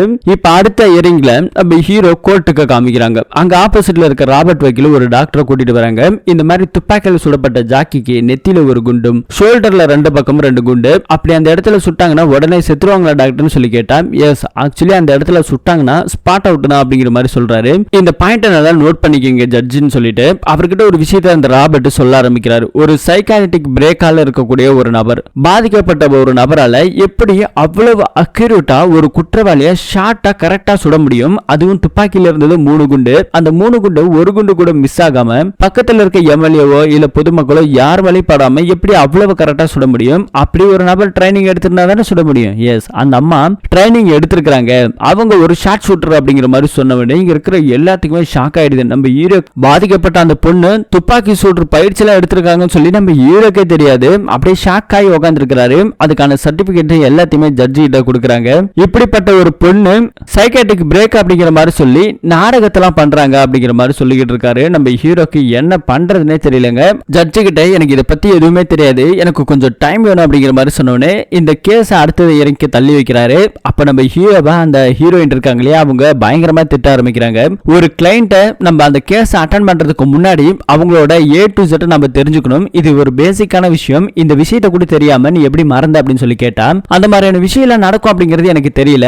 அவங்களோட ஹஸ்பண்ட் ஒரு மிலிட்டரி மேனு. சோ அவங்க இந்த விஷயத்தையும் என்கிட்ட சொல்லவே இல்லை அப்படின்னு சொல்லும்போது, நீ தான் விசாரிச்சிருக்கணும். இனிமே எதுவா இருந்தாலும் பார்த்து பேசு, பார்த்து ஹேண்டில் பண்ணி, இனிமே உன் கையை மீறி போயிடுச்சு அப்படிங்கிற மாதிரி சொல்லிட்டு எல்லாரும் கிளம்பி போறாங்க. நம்ம ஹீரோ என்ன பண்ணலாம் அடுத்ததுன்னு யோசிக்கிறாரு. நிறைய பாயிண்ட் எல்லாம் நோட் பண்றாரு. அதுல ஒன்னு குறிப்பா நார்கோ அனலிஸ்டில் டெஸ்ட் அப்படின்னு சொல்ற மாதிரி ஏதோ சில விஷயங்களை எழுத ஆரம்பிக்கிறாரு. அடுத்த நாள் காலையில சைக்கிள்ல வராரு. அந்த பொண்ணு கிட்ட போயிட்டு பாதிக்கப்பட்ட அந்த குழந்தை இருக்கு இல்லையா, அந்த குழந்தைய பார்க்கலாம்னு சொல்லி நம்ம ஹீரோ போறாங்க. அப்ப அந்த குழந்தை என்ன பண்ணுனா முணுமுணுக்குது. ஒரு டேபிள்ஸ் அப்படியே சொல்லிக்கிட்டு இருக்குது. அதை பார்த்து சிரிச்சிட்டு இப்போ கோர்ட்டுக்கு வராரு. கோர்ட்டுக்கு வந்த உடனே ஜட்ஜு கிட்ட இந்த மாதிரி பாதிக்கப்பட்ட பொண்ணுக்கு கொஞ்சம் நினைவு திரும்பி இருக்குது, அதுவும் இல்லாம ஸ்கூல்ல சொல்லி கொடுத்த அந்த ஒரு டேபிள்ஸை கரெக்டா இது வரைக்கும் சொல்றாங்க அப்படிங்கிற மாதிரி சொல்லிடுறாங்க. இது எதுக்காக நான் சொல்றேன் அப்படின்னா, நமக்கு பழக்கப்பட்ட ஒரு விஷயம். அதாவது நாம நைட்ல தூங்கிட்டு இருக்கும் போது திடீர்னு ஒருத்தவங்க எழுப்பி இங்க இருக்கிறவங்க யாராவனா இருக்கட்டும் அவங்க அப்பா பேரை கேட்டா அவங்க அப்பா பேரை மட்டும்தான் சொல்லுவாங்க. பக்கத்து வீட்டுல இருக்கிறவங்க அப்பா பேரை சொல்ல மாட்டாங்க. அதே மாதிரி குறிப்பா இன்னொரு விஷயம், நம்மளோட கண்ணை கட்டிட்டு கையில சாப்பாடு கொடுத்து இதை சாப்பிடுன்னு சொன்னா கரெக்டா நம்ம கையை வாய்க்கு கொண்டு போகும் பார்க்காமலே அப்படிங்கிற மாதிரி சொல்லுவாங்க. சோ இப்படி நமக்கு பழக்கப்பட்ட விஷயங்களை நாம தன்னை அறியாமல கேட்டா கூடமே அதை நம்ம கரெக்டா செய்ய ஆரம்பிப்போம். உதாரணத்துக்கு காலையில ஏஞ்ச உடனே நம்ம பல சிந்தனைகள்ல இருந்தாலும் பிரஷ்ல பேஸ்ட் வச்ச அடுத்த நிமிஷம் நம்ம கை வாய்க்கு போகும். சோ இது எல்லாமே நம்ம அடிக்கடி பார்த்து பழகின ஒரு விஷயமா இருக்கிறதால அது நமக்கு செய்யறதுக்கு சிந்திக்க வேண்டிய ஒரு திறன் தேவையில்லை. அதே மாதிரிதான் என்னோட கட்சிக்காரர் இருக்கார் இல்லையா நிவேதிதா, அவங்களோட அப்பா ஒரு மிலிட்டரி மேன். அவங்க அப்பா சின்ன வயசுல இருந்து தான் பொண்ணுக்கு ஷூட் பண்றதுக்காக ட்ரைனிங் கொடுத்திருக்காரு. அது ரொம்ப பிடிச்சு போனதால விருப்பம் அதிகமா இருந்ததால அவங்க கல்யாணத்துக்கு முன்னாடி வரைக்குமே அந்த மாதிரி ஷூட்டிங்ல இருந்திருக்காங்க, கத்துக்கிட்டு இருந்திருக்காங்க. இப்படி சின்ன வயசுல இருந்து ஒவ்வொரு தடவையும் தன்னை பயிற்சி பண்ணி அது அவங்களோட பாடி பார்ட்ஸ்ல ஒண்ணு அப்படிங்கிற மாதிரி அவங்க அதுல ஸ்ட்ராங்கா இருந்திருக்காங்க. அப்படிப்பட்டவங்களுக்கு சைக்காட்டிக் பிரேக் வந்தாலுமே கூட அது செய்ய முடியாதுங்கிறதுல என்ன நிச்சயம் அப்படிங்கிற மாதிரி நம்ம ஹீரோ ஒரு விஷயத்தை சொல்ல ஆரம்பிக்கிறாங்க. இதுக்கு ஆப்போசிட்ல இருக்கிற நம்ம ராபர்ட் வைக்கிலுக்கு எந்த ஒரு பதிலுமே இல்லை. எனக்கு கொஞ்சம் கால அவகாசம் கொடுங்க அப்படிங்கிற மாதிரி சொல்றாங்க. சோ கோர்ட்டுமே இந்த மாதிரியான ஒரு விஷயத்தை கன்சல்டிங் பண்ணணும் அப்படிங்கிற மாதிரி ஹீரோ வலியுறுத்தினால இப்ப அடுத்ததுக்கு வீரங்க தள்ளி போடுறாரு. இப்ப அங்க இருக்கிற நம்ம ராபர்ட் உட்கார்ந்து இருக்கிறாரு. ஆப்போசிட்ல எம்எல்ஏ இருக்கிறாங்க. என்னதாங்க பண்றது, என்ன அமைதியா இருக்கிறீங்க அப்படிங்கிற மாதிரி சொல்லிக்கிட்டு இருக்கும்போது அவன் என்ன விஷயத்தை பண்றான் அப்படிங்கிற மாதிரி விஷயம் எனக்கு தெரிஞ்சது அப்படின்னா கண்டிப்பா நான் வந்துட்டு அவனை லாக் பண்ணுவேன். அவன் ஒவ்வொரு நாளுக்கும் புதுசா ஒண்ணு கண்டுபிடிச்சிட்டு வந்து ஜட்ஜு கிட்ட பேசுறான் அப்படிங்கிற மாதிரி சொன்னவனே அவனோட ரூம்ல இருக்கிற அவன் இந்த கேஸை பத்தி நிறைய என்கொயரி பண்ணுவான் இல்லையா, அது எல்லாத்தையும் உனக்கு நான் எடுத்து கொடுத்துட்டா ஓகேவான்னு சொல்லி கேட்டா ஓகே அப்படிங்கிற மாதிரி சொல்றாங்க. ஆப்போசிட்ல நம்ம ஹீரோ அவங்க காதலி ஃப்ரெண்டுக்காரங்க எல்லாருமே வந்து வெளியே உட்கார்ந்து இருக்காங்க, சாப்பிட்டுட்டு இருக்காங்க ஒரு ஹோட்டல்ல. அப்ப என்ன சொல்றாருனாக்கா, அந்த பொண்ணு நீங்க என்னதான் எது பண்ணாலும் இந்த சைக்காட்டிக் பிரேக்னு சொன்னீங்கல்ல அது எவ்வளவு நாளைக்கு ஸ்ட்ராங்கா நிக்குங்கிறது தெரியாது. ஒரு கட்டத்தில் அதுக்கான சாலிடான எவிடன்ஸ் இருந்தா மட்டும்தான் இந்த கேஸ்ல நீங்க ஜெயிக்க முடியும், இல்லைன்னா இந்த கேஸ் அப்படியே ஓட்டிட்டு தான் போக முடியும்னு சொல்லி நம்ம ஹீரோயின் சொல்ல, அப்ப நம்ம ஹீரோ என்ன சொல்றாருன்னா ஒரு நோட்ல எழுதி வச்சிருந்தார் இல்லையா நார்கோ அனலிஸ்டிக் டெஸ்ட் அப்படிங்கிற மாதிரி,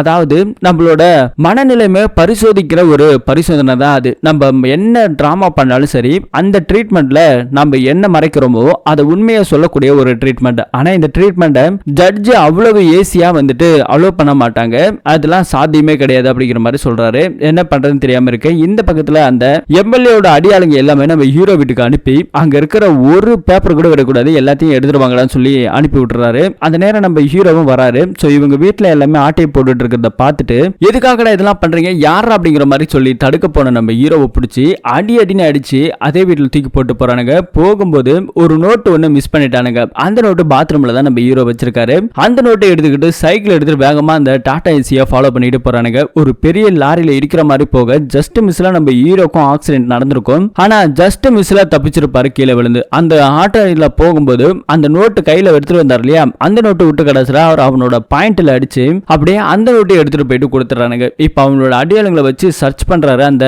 வக்கீல். சர்ச் பண்ணதுல இந்த ஒரு சின்ன நோட்டு கிடைக்குது. அதுல தான் இந்த நார்கோ அனலிஸ்டிக் டெஸ்ட் அப்படிங்கிற மாதிரி ஒரு விஷயத்தை பார்த்திருக்காங்க. சோ இந்த விஷயத்தை நம்ம கொடுத்தோம் அப்படின்னாக்கா கண்டிப்பா எல்லா உண்மையும் தெரிய வந்துடும். அந்த பொண்ணு நாடகம் ஆடுற விஷயம் அம்பலமாயிடும் சொல்லிட்டு அடுத்த நாள் காலையில கோர்ட்டுக்கு போறாரு. அந்த ராபர்ட் என்ன சொல்றாருன்னா, பாதிக்கப்பட்ட அந்த பொண்ணு இருக்காங்க இல்லையா நிவேதிதா, அவங்க வந்து டிராமா தான் பண்ணிட்டு இருக்காங்க.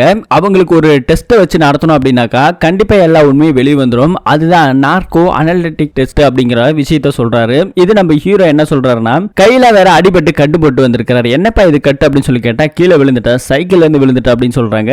இன்னுமா அந்த சைக்கிளை வச்சிருக்குன்னு சொல்லி கேட்டா ஆமான்னு சொல்றாரு. என்ன ராபர்ட் வைக்கல் சொல்றாரு, அது உங்களுக்கு ஓகேவான்னு சொல்லி கேட்டா, சார் அந்த மாதிரி விஷயத்த பண்ணக்கூடாது, அந்த மாதிரி பண்ணோம் அப்படின்னாக்கா இதுக்கு அளவே கிடையாது, அதெல்லாம் இம்பாசிபிள் அப்படிங்கிற மாதிரி சொல்றாரு. ஏன் இம்பாசிபிள், இதெல்லாம் பாசிபிள் தான், இதெல்லாம் உண்மைதான், நடக்கும் தான் அப்படிங்கிற மாதிரிலாம் சொல்லி ஆர்குமெண்ட் நடக்குது. ஒரு கட்டத்தில் நம்ம ஹீரோ ஒத்துக்கிறாரு, சரி பண்ணுங்க அப்படிங்கிற மாதிரி சொல்லிடுறாரு. சொல்லிட்டு கண்டிப்பா இதுக்கான டெஸ்ட் நடத்துறதுக்கு பர்மிஷன் பண்றாரு. அதே மாதிரி ஜட்ஜ் என்ன சொல்றாருன்னா, தவளை தாவாயால கட்டிச்சான் அப்படிங்கிற மாதிரி சொன்ன உடனே தான் இது நம்ம ஜட்ஜ் ராபர்ட்டுக்கு புரியுது, இது எல்லாமே நம்ம ஹீரோ போட்ட ஸ்கெட்சிங்க. அந்த நோட்டை வலுக்கட்டாயமா தூக்கி கடாசனதுக்கு காரணமே இந்த டெஸ்ட்டை எடுத்தா அப்படின்னாக்கா உண்மை தெரிஞ்சிடும். ஆனா இந்த டெஸ்ட்டை எடுத்தாதான் அதுக்கான சாலிடான ஒரு எவிடன்ஸாவும் உருவாயிடும் இல்லையா.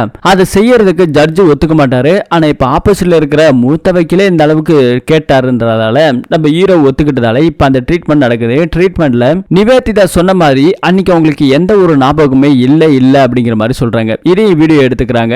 அதே இடத்துல ஹீரோயின் வீட்டுல இருக்கும்போது அவங்களுக்கு ஒரு பெல் அடிக்கிற சத்தம். யார் அப்படின்னாக்கா அங்க வந்திருக்கிறது அந்த ஃபாரன்சிக்ல வேலை பார்க்கிற ஒரு நபர். சோ இவன் அந்த எம்எல்ஏவோட அடியாளு தான். இவன் எதுக்காக இங்க வந்திருக்கான்னு சொல்லிட்டு ஹீரோக்கு போன் பண்ணாலும் ஹீரோ குளிச்சுக்கிட்டு இருக்கிறதால எடுக்கல. என்ன பண்றதுன்னு தெரியாம ஒரு நம்பருக்கு கால் பண்ணிட்டு அப்படியே வச்சிருக்காங்க. இந்த நபர் வந்து ஒரு ரிப்போர்ட்டை கொடுக்கிறாரு. அந்த ரிப்போர்ட்ல அந்த ஜாக்கி தான் அந்த குழந்தைகிட்ட தப்பா நடந்துகிட்டா அப்படிங்கிற மாதிரி டிஎன்ஏ டெஸ்டும் ஃபிங்கர் பிரிண்ட்டுமே மேட்ச் ஆன ஒரு ரிப்போர்ட் இவங்க கையில இருக்குது. இது எதுக்காக நான் இவ்வளவு நாள் உங்கள்கிட்ட கொடுக்காம இருந்தேன் அப்படின்னாக்கா, இது ஆக்சுவலி அந்த எம்எல்ஏ வெளியே விடக்கூடாது, கொடுக்க கூடாது அப்படின்னு சொல்லி எனக்கு நிறைய பணத்தை கொடுத்தானுங்க. ஆனா என் வீட்லயும் ஒரு பொண்ணு இருக்கு, அதனால இந்த ரிப்போர்ட் உங்கள்கிட்ட இருக்கிறதா சரின்னு சொல்லிட்டு நம்ம ஹீரோயின் கொடுத்துட்டு போறாங்க. இந்த விஷயம் நம்ம ஹீரோக்கு தெரியுது. அடுத்த நாள் காலையில இன்னைக்கு இந்த கேஸுக்கான ஒரு முக்கியமான சாட்சியம் கிடைச்சிருக்கிறதா சொல்லி இன்ஃபர்மேஷன் வந்திருக்குது அப்படிங்கிற மாதிரி சொல்லிட்டு டிவி நியூஸ்ல அனௌன்ஸ் பண்றாங்க. அடுத்த நாள் கோர்ட்ல காமிக்கிறாங்க. இப்போ கோர்ட்ல ஒரு எவிடன்ஸ் கொடுத்திருந்தார் இல்லையா, அந்த குற்றத்தை பண்ண நபர் அந்த ஜாக்கி தான் அப்படிங்கிற மாதிரி கன்ஃபார்ம் ஆயிடுச்சு. ஆனா இருந்தாலும் ராபர்ட் வந்து என்ன சொல்றாருன்னா, இது பாருங்க ஜாக்கி தான் இதை பண்ணா அப்படிங்கிற மாதிரி ப்ரூவானா கூடமே எனக்கு அவன் மேல பர்சனலா பயங்கரமான ஒரு ஆத்திரம் இருக்குது. ஆனா அதுக்காக நான் அவனை கொலை பண்ணிட முடியுமா, வெட்டிட முடியுமா, பண்ண முடியாது இல்ல. நீதினு ஒண்ணு இருக்கு, கோர்ட்டுன்னு ஒண்ணு இருக்கு.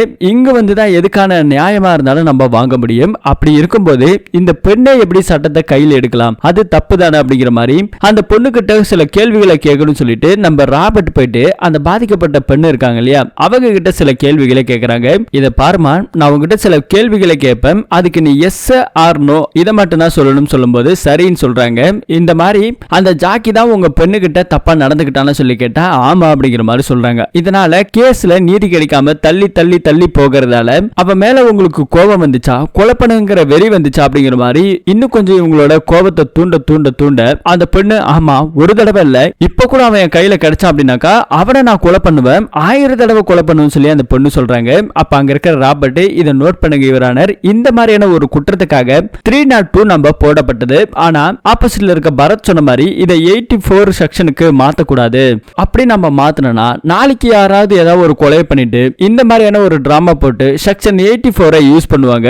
அப்போ குற்றவாளிக்கும் நிரபராதிக்கும் வித்தியாசம் தெரியாம போயிடும். சோ வெளியில இருக்கிற மக்கள் இத டிவி நியூஸ் பேப்பர்னு இதை மட்டுமே வச்சு அவங்க ஒரு ஜட்ஜ்மெண்ட் சொல்றாங்க. சோ இப்படி ஆளாளுக்கு ஜட்ஜ்மெண்ட் சொல்றதுக்கான ரைட்ஸ் யாருக்குமே கிடையாது. நீங்க தான் ஜட்ஜி, இதுக்கான சிறந்த தீர்ப்பை நீங்க கொடுக்கணும் அப்படிங்கிற மாதிரி இவர் சொல்றாரு. இப்ப நாளைக்கு வந்து இந்த கேஸுக்கான தீர்ப்பு சொல்ல போறதான்னு சொல்லி ஜட்ஜி முடிவு பண்ணிட்டாரு. இப்போ இந்த பக்கத்துல நம்ம ஹீரோ சில விஷயங்களை யோசிக்கிறாரு.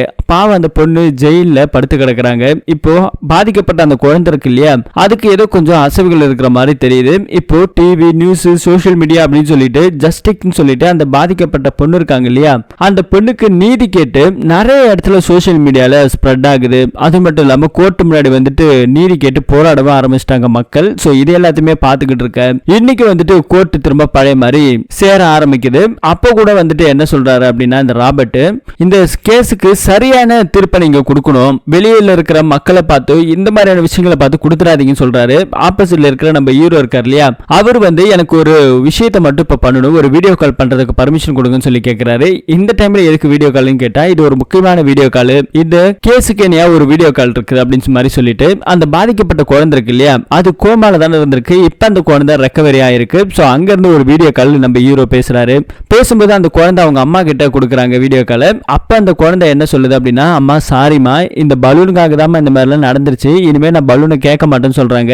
அப்படிலாம் இல்ல சொல்லும், உனக்கு எதுவும் இல்ல, நல்லா இருக்குல்ல அப்படிங்கிற மாதிரி சொல்லிக்கிட்டு இருக்க, நீ எங்கம்மா இருக்கன்னு சொல்லி ஜாலியா பேசிக்கிட்டு இருக்காங்க. அப்போ நம்ம ஹீரோ இருக்கார் இல்லையா, அழுதுகிட்டு ஜட்ஜை பார்த்து ஒரு விஷயத்த சொல்ல ஆரம்பிக்கிறாங்க. இங்க பாருங்க, அந்த குழந்தைக்கு தான் என்ன நடந்துச்சு அப்படிங்கறத தெரியல, பலூனால தான் இதெல்லாம் நடந்துச்சு அப்படிங்கிற ஒரு குற்ற உணர்ச்சியில வாழ்ந்துகிட்டு இருக்காங்க. அந்த பெண்ணு தான் உலகம், அந்த குழந்தை தான் உலகம் சொல்லி ஒரு அம்மா வாழ்ந்துகிட்டு இருக்காங்க இல்லையா, அந்த கனவை சதைச்சு இப்ப அந்த பொண்ணு 2 வருஷம் கோமால இருந்து இன்னைக்கு எதுவுமே தெரியாம கண்முழிச்சிருக்காங்க. அவங்க தைரியமா வந்திருக்காங்க. ஆனா அது அடுத்த விஷயம். ஆனா அதே மாதிரி பாதிக்கப்பட்ட இந்த பொண்ணு இருக்காங்க இல்லையா, தான் பொண்ணுக்கு நடந்த அநியாயத்தை சட்டத்தை தன் கையில எடுத்த அந்த ஒரு காரணத்துக்காக இன்னைக்கு இவங்களை ஜெயில கொண்டு போய் விட்டோம் அப்படின்னா பாதிக்கப்பட்ட அந்த பொண்ணோட மனசு திரும்பவும் பாதிக்கப்படும். சோ இது எல்லாமே கருத்துல வச்சுக்கிட்டு இதை வந்துட்டு நீங்க நிரபராதின்னு சொல்லி இந்த கேஸை தள்ளி வைக்கணும், நீதி கொடுக்கணும் அப்படிங்கிற மாதிரி சொல்றாங்க. இந்த செக்ஷன் 84ங்கிறது இது ஒன்றும் புதுசு கிடையாது. இந்த மாதிரி நிறைய கேஸ் இந்த மாதிரி முடிவுக்கு வந்திருக்குது. நீங்க கூகுள்ல கூட சர்ச் பண்ணி பாருங்க. தமிழ்நாட்டில் இந்த மாதிரி ஒரு கேஸ் இருக்கு, வட மாநிலத்தில் இந்த மாதிரி ஒரு கேஸ் இருக்குது. சோ இது எல்லாத்தையுமே கருத்துல வச்சுட்டு நிரபராதின்னு சொல்லணும். அது மட்டும் இல்லாம இப்பெல்லாம் மனுஷங்களை கொஞ்சமா தான் பிறக்கிறாங்க, அதுலயும் சில மனுஷங்க வைல்ட் அனிமலா தான் இருக்கிறாங்கன்னு சொல்லி நம்ம ஆப்போசிட்ல இருக்கிற ராபர்ட் வக்கீல பார்த்து சொல்றாரு. ஆனா அதுக்கப்புறம் திரும்பவும் கண்டினியூ பண்றாரு நம்ம ஹீரோ. இந்த கேஸுக்கான நீதி மட்டும் கரெக்டான சரியான நேரத்துல கொடுத்திருந்தாங்க அப்படின்னாக்கா இந்த நிவேதிதா துப்பாக்கி எடுத்திருக்க தேவையில்ல, அவங்களை சுற்றுக்க தேவையில்ல, நான் வந்து இங்க வாதாடணுங்கிற அவசியமே கிடையாது. இப்படி இந்த ஜட்ஜ்மெண்ட் லேட் ஆகிறதுனால தான் இந்த மாதிரியான ஒரு விஷயத்தை அவங்க கையில எடுத்துட்டாங்க. என்ன பண்றது, இது நம்ம நாட்டுக்கு கிடைச்ச ஒரு சாபக்கேடு. நம்ம நாட்டுல மட்டும்தான் கோவிட் டைம்ல கூட சரியான கேஸ் நடத்த முடியாம ஃபைல் மேல ஃபைல்னு ஏகப்பட்ட ஃபைல்கள் குவிய ஆரம்பிச்சிருச்சு. சரியான நேரத்துல தீர்ப்பு கொடுக்க முடியல. நிர்பயான்னு சொல்லிட்டு டெல்லியில நடந்த ஒரு பெண்ணுக்கு நடக்கக்கூடிய அநியாயம், அந்த கேஸ் 7 வருஷம் நடந்துச்சு. அதே மாதிரி இன்னொரு பெண்ணுக்கு பாலியல் குற்றங்கள் நடந்தது, அந்த கேஸ் 4 வருஷம் நடந்துச்சு. இப்படி குற்றவாளி அவங்க தான் தெரிஞ்ச கூடவே இத்தனை வருஷத்துக்கு நம்ம இந்த கேஸ தேதி மேல போட்டுக்கிட்டே போறோம். அது மட்டும் கிடையாது, வெளி மாநிலத்துல ஒரு ஊர்ல ஒரு பெண்ணுக்கு பாலியல் ரீதியா சில தொந்தரவுகள் நடந்தது. அந்த பெண்ணு மயக்க நிலைமையில ஏஞ்சி தான் உடம்புல ஒரு துணி கூட இல்லாம தான் வீட்டுக்கு ஓடி இருக்கிறாங்க. அப்ப சுத்தி இருந்தவங்க எல்லாரும் என்ன தெரியுமா பண்ணாங்க, மொபைல் போன்ல வீடியோ எடுத்தாங்க, போட்டோ பிடிச்சாங்க. ஆனா அந்த கூட்டத்தில் இருக்கிற ஒரே ஒருத்தனுக்கு கூட அந்த பெண்ணோட மானத்தை காப்பாற்றணுங்கிற ஒரு துணி கூட கொடுக்கல. இதுல இருந்து நமக்கு என்ன தெரியுது, அவன் வேலையை அவன் பார்க்கணும் அப்படிங்கிற மாதிரி தெரியுது. இந்த நீதி மட்டும் நமக்கு தப்பா இல்ல, இங்க இருக்கிற மக்களுமே தப்பு தான். சிஸ்டம் சரியில்லை, அது மாதிரி மக்களுமே சரியில்லை. தனக்கு ஒரு குற்றம் நடந்துச்சு, தனக்கு ஒரு பாலியல் தொந்தரவு நடந்துச்சு அப்படின்னு சொல்லி எந்த ஒரு பெண்ணு முன்னாடி வந்து கேஸ் கொடுக்க மாட்டேங்குது. ஏன் அப்படின்னா அவன் போடுற தப்பான கமெண்ட்டுக்கு பயந்து மூளையில ஒடுங்கி கிடக்குறாங்க. இந்த மாதிரி ஒவ்வொரு பொண்ணும் தைரியமா வந்து கேஸ் கொடுத்தாங்க அப்படின்னா இன்னும் இந்த மக்கள் மத்தியில கொஞ்சமாவது அவன மாதிரி ஆளுங்களுக்கு கொஞ்சம் பயம் இருக்கும். இது போக இந்த கேஸுக்குள்ள பாருங்க, இவ்வளவு சீக்கிரமா நடக்குது, இவ்வளவு சீக்கிரமா ஜட்ஜ்மெண்ட் வேணுங்கிற காரணம் என்ன, எலெக்ஷன் வரப்போகுது, யாரோ ஒரு அரசியல்வாதி அவனுக்கு பணம் இருக்குன்னு சொல்லி இறைச்சதால இப்ப கூட இந்த கேஸ் நடந்துகிட்டு இருக்குது. இதே ஒரு சாமானிய ஆளு தான் நீதி கேட்டு இந்த கோர்ட்டுக்கு வந்திருந்தா என்ன நடந்திருக்கும், டேட்டு மேல டேட்டுன்னு போட்டு அவனோட செருப்பு தேஞ்சதுதான் மிச்சமா இருக்குமே தவிர அவனுக்கு எந்த ஒரு நீதியுமே கிடைச்சிருக்காது. பணம் இருக்கிறவனுக்கு ஒரு நீதி, பணம் இல்லாதவனுக்கு ஒரு நீதி. பிரபஞ்சத்துல அதர்மங்கள் தலை தூக்கி நிற்கும் போது தர்மத்தின் வாழ்வு தன்னை சூதுக்கவும் மீண்டும் தர்மமே வெல்லும் அப்படின்னு சொல்லி கீதையில கிருஷ்ணபெருமன் சொன்ன மாதிரி கிருஷ்ணர் தான் வந்து அந்த மாதிரி நீதியை கொடுக்கணும்ன்றது கிடையாது. அதனாலதான் இந்த பெண்ணு அதே நீதியை தான் கையில எடுத்திருக்கிறாங்க. ஒரு கோர்ட்ல நீதிபதியா, ஒரு போலீஸா, ஒரு அக்கறை கிருஷ்ணனா அவங்களோட அவதாரத்தை அவங்க எடுத்திருக்கிறாங்க. சோ அந்த மாதிரி சரியான தீர்ப்பு கொடுக்கிற இடத்துல அதே ஒரு அதிகாரத்துல நீங்க உட்கார்ந்துருக்கீங்க, நீங்களும் ஒரு அவதாரம் தான். இந்த கேஸுக்கான சரியான நீதியை நீங்க கொடுக்கணும் அப்படிங்கிற மாதிரி சொல்லி இப்போ நம்ம ஹீரோ இந்த ஜட்ஜ்மெண்ட்டை முடிக்கிறாங்க. அங்க பின்னாடி இருக்கிற நம்ம ஹீரோவோட ஓனர் இருந்தார்ல, ஹோட்டல் ஓனர், அவர்லாம் கூட வந்திருக்கிறாரு. அந்த சின்ன பையன் கை தட்டுறான், எல்லாருமே கை தட்டுறாங்க. அங்க இருக்கிற வக்கீல் இதை பாருங்க, நான் இன்னும் தீர்ப்பு கொடுக்கல, எல்லாரும் சைலண்டா இருங்க, உட்காருங்க அப்படின்னு சொல்லி ஒரு ஜட்ஜ்மெண்ட்டை எழுதுறாரு. அந்த ஜட்ஜ்மெண்ட் எழுதும் போது கூட அந்த கோர்ட்ல இருக்கிற ஜட்ஜ் என்ன சொல்றாரு அப்படின்னா, இந்த சைக்காட்டிக் பிரேக் இருக்கு இல்லையா, இதை வந்துட்டு இந்த கோர்ட் கன்சல்டிங் பண்ணதுல அதுக்கான நடக்கிறதுக்கான வாய்ப்பு இருக்குது. ஏன்னா அந்த பொண்ணுக்கு அவ்வளவு டிப்ரெஷன்ல இருந்திருக்குது. இது எல்லாத்தையும் வச்சு பார்க்கும்போது அந்த பொண்ணு இருக்காங்க இல்லையா, அவங்களுக்கு ஏகப்பட்ட டிப்ரெஷன் தான் இது செஞ்சாங்க. சோ நம்ம ஹீரோ சொன்ன மாதிரி செக்ஷன் 84 அப்படிங்கிற ஒரு செக்ஷன் மூலமா இந்த பாதிக்கப்பட்ட பெண்ணு நிரபராதின்னு சொல்லி இந்த கோர்ட் தீர்ப்பு கொடுத்திருக்குது. சோ இப்போ அந்த பொண்ணு அதே இடத்துல உட்கார்ந்து அழுகுறாங்க. நம்ம ஹீரோவும் பயங்கரமா அழுகுறாரு. ஹீரோவோட முதல் கேஸ் இல்லையா, ஜெயிச்சிட்டாரு, எல்லாரும் வந்து பாராட்டுறாங்க. ஏஞ்சி போகும்போது கூட அந்த ராபர்ட் இருக்கார் இல்லையா வக்கீல், அவருமே நம்ம ஹீரோவை பார்த்துட்டு கொஞ்சம் மனசு உடஞ்சுதான் அவருமே அங்கிருந்து போறாரு. அடுத்தது நம்ம ஹீரோ ஜனாதிபதிக்கு ஒரு லெட்டர் எழுதுறாரு. இந்த லெட்டர் வந்து இந்த படத்தோட டைரக்டர் தான் ஆக்சுவலி சொல்ல வந்திருக்கிறாரு. என்ன அப்படின்னாக்கா, இந்த நம்ம நாட்டுல நீதி கிடைக்கிறதுக்கு மட்டும் ஒரு பெரிய போராட்டமா இருக்குது. சோ குற்றவாளி இவங்க தான் தெரிஞ்சது அப்படின்னாலுமே கூட அதுக்கான நீதியை டக்குன்னு கொடுக்காம டேட்டு அப்படின்னு சொல்லி போட்டு நிறைய கேஸ் ஃபைல்களை நிலுவையில வைக்கிறாங்க. அதை சரி பண்ற விதமா நிறைய ஆட்களை போட்டு இந்த கேஸை சீக்கிரமா முடிக்கணும். ஏஐ தொழில்நுட்பம் சொல்லி இப்ப புதுசா வந்திருக்கு. அதனோட கல்வி அறிவை பக்காவா எடுத்து சொல்லி இந்த மாதிரியான தொழில்நுட்பங்கள் மூலியாவும் சில கேஸுகளை ஈஸியா கண்டறிஞ்சு சீக்கிரமா முடிக்கணும் அப்படிங்கிற மாதிரி சொல்லி ஒரு கோரிக்கையை வச்சு இந்த படத்தோட கதையை முடிக்கிறாங்க. என்னை கேட்டா இந்த படத்துல எனக்கு ரொம்ப பிடிச்ச ஒரு விஷயம் இருக்குது. அந்த அம்மா நீதி கிடைக்கலன்னு சொன்ன அடுத்த நிமிஷம் துப்பாக்கியை தான் கையில எடுத்து பாதிக்கப்பட்ட தான் பெண்ணுக்கு இந்த மாதிரி நடந்துச்சு சொல்லி அந்த குற்றவாளியை போட்டு தள்ளாங்க இல்லையா, அந்த விஷயம் எனக்கு ரொம்ப பிடிச்சிருந்தது இந்த படத்துல. எனக்கு மட்டும் இந்த மாதிரி சட்டம் இயக்கிறதுக்கு ஒரு வாய்ப்பு கிடைச்சது அப்படின்னா நான் ஒரு சட்ட திருத்தத்தை கொண்டு வருவேன். என்ன அப்படின்னா, குற்றவாளி இவன் தான் கண்டுபிடிச்சதுக்கு அப்புறம் குற்றவாளியை பாதிக்கப்பட்ட நபராலே இந்த மாதிரி துப்பாக்கி கொடுத்து சுட சொல்லணும். அதுவும் சுட சொன்ன மாதிரி அந்த பொண்ணு சுட்ட மாதிரி நெஞ்சில சுட மாட்டான், 4 இன்ச்சு கீழே இறக்கி அவனோட அந்த இடத்த சுட்டு கொலை பண்ணுவான் அப்படிங்கிற மாதிரி ஒரு சட்ட திருத்தத்தை கொண்டு வந்தா நல்லா இருக்கும். அப்பதான் தப்பு செய்யறவனுக்கு ஒரு பயம் இருக்கும், அந்த தப்பை செய்யாம இருப்பான் அப்படிங்கிற மாதிரி சொல்லி இந்த படத்தோட கதையை முடிப்போம். இந்த படத்தை பத்தி நீங்க என்ன நினைக்கிறீங்கன்னு சொல்லி கருத்துக்களை கீழே கமெண்ட் செக்ஷன்ல போடுங்க. நம்மளோட எக்ஸ்பிளனேஷன் எப்படி இருந்தது அப்படிங்கிறதையும் மறக்காம போட்டு விடுங்க, படிச்சு தெரிஞ்சுக்கோ. மீண்டும் ஒரு நல்ல படத்தோட கதையில திரும்ப சந்திப்போம். தேங்க்யூ.